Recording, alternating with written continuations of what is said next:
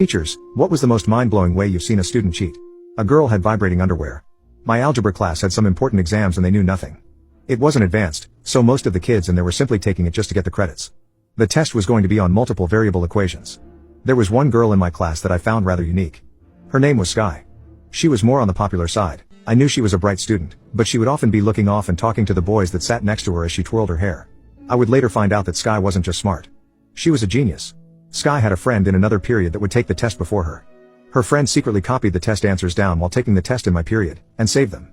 The two came up with a form of Morse code with their pink toy. It was remote control, so they used it as a means of communication to send test answers. Her friend would buzz it a certain number of times for each letter. 1 for A, 2 for B, 3 for C, 4 for D.